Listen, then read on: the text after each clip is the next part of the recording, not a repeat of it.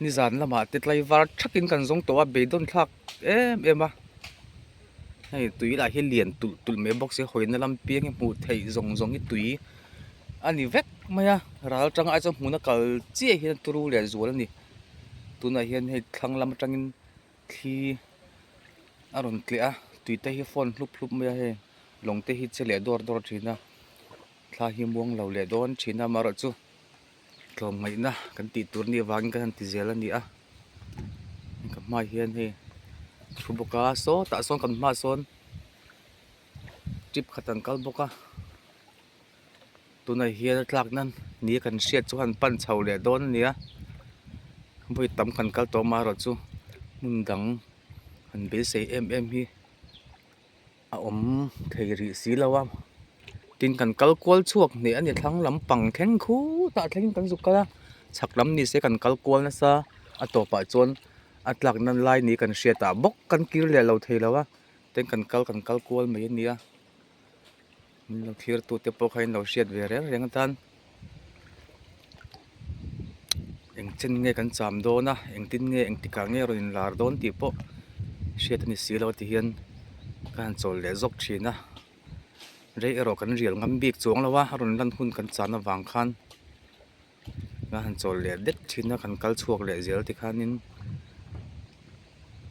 an ti le thina ron chua chuanin a pil le ma mu man kan du sia ti hian ha po sei lovin chol mong man lovin tin kan phelop lop mai zel ni kan ma mi te po he han en zel ti hianin mun thu ma thein then ten kan kal de oringa tuna hian khor an thok tur angin ron oma thlang lam phe chu khu asur to ni po chuk mai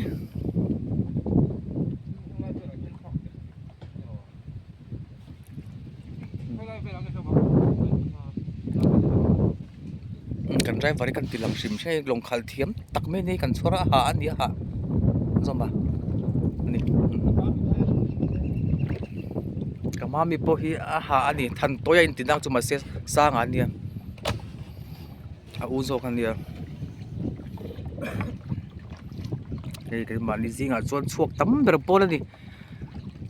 tlom mai na tha an zara hian kan moi mai ni khadi pot khani report chela kina chul dan zirin kan la cover zel tura ngai la pa beidon thak em a hei tui la hi lian tul me box se hoina lam piang mu thei zong i tui ani vek maya ral tang a chang huna kal chi hi turu le zual ani tuna hian hei thlang lam tangin thi aron tle a tui te hi phone hlup maya he long te hi chele dor thina thla hi muang lo le don thina maro chu tlom ngai na kan ti tur ni wang kan ti zel ani a ka mai hian he thubuka so ta son kan ma son trip khatan kal boka tuna hian tlak nan ni kan hriat chu han pan chho le don nia boi tam kan kal to maro chu mundang han bil sei em hi a om thei ri si lawa tin kan kal kwal chuak ni ani thlang lam pang thleng khu ta thleng kan zu kala chaklam ni se kan kal kwal na sa a to pa chon atlak nan lai ni kan hriata bok kan kir le lo thei lawa ten kan kal kwal mai nia lo thlir tu te po khain lo hriat ve reng tan eng chen nge kan cham do na eng tin nge eng tika nge ro in lar don ti po hriat ni si lo ti hian kan chol le zok thina rei ero kan rial ngam bik chuang lawa ron lan hun kan chana wang khan nga han chol le det thina kan kal chuak le zel ti khanin an ti le thina ron chua chuanin a pil le ma mu man kan du sia ti hian ha po sei lovin chol mong man lovin tin kan phelop lop mai zel ni kan ma mi te po he han en zel ti hianin mun thu ma thein then ten kan kal de oringa tuna hian khor an thok tur angin ron oma thlang lam phe chu khu asur to ni po chuk mai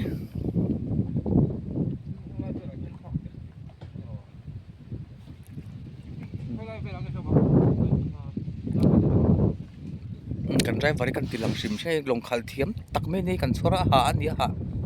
zo bo ra chu ni ta ni hian engma kan han khi thaya om lo wangin chơi turin kan buk lam kan han pan ve le photanga hay tui rial hi alen wang lai ki to mai anga ni chu ni deuh ta ber mai a zau khop mai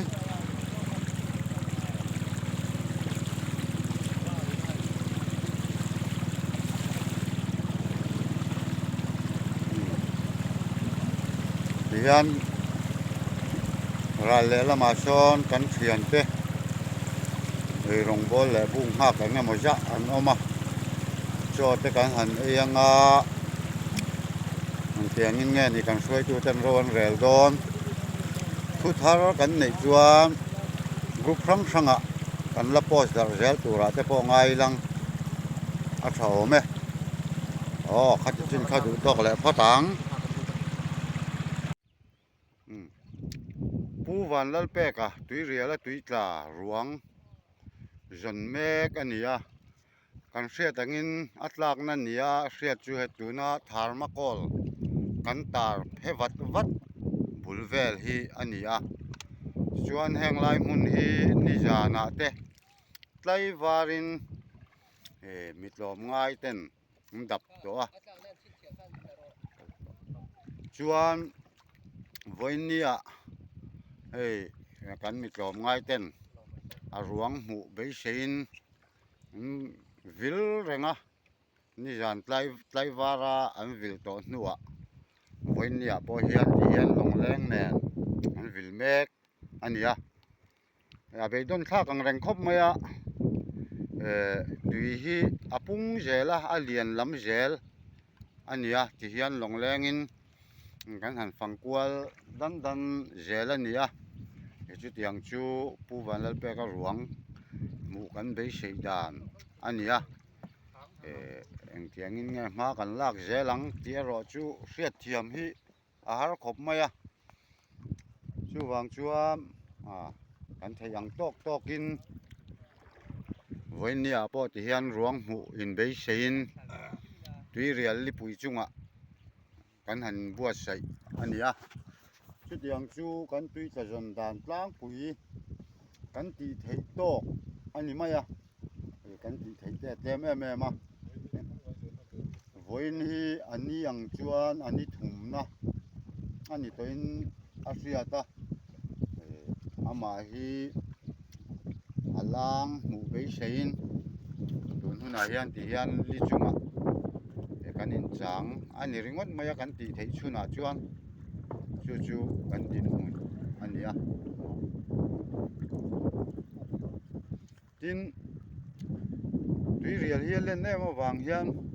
a thuk box sia han lu chila han ti vel tur la chuan thil har sa le hau tak ania nok adam box sia han lu chi zia jang ani lawa a thuk zong hi kan rin dan chuan mizo pa hlam kan tiang mai chi khan hlam som le paruk borvel ania a fit zong a te chuan fit som riat borvel a thuk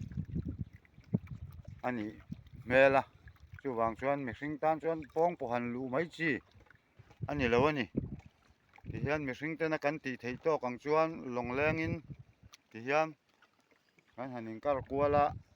kan vir hi ani maya maro chu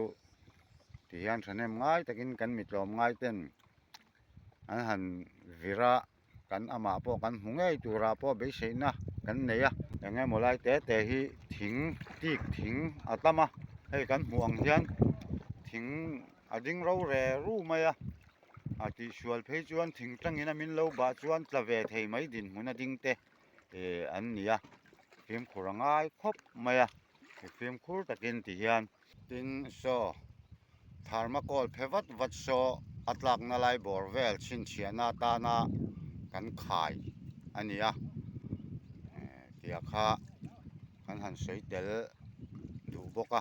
hei heng lai vel tak hi atlak na ania khu a thang teng te phei chu nom nok chitin reng mai plastic bottle te mau bung te eng emaw om nei nuai maya tia kha voinia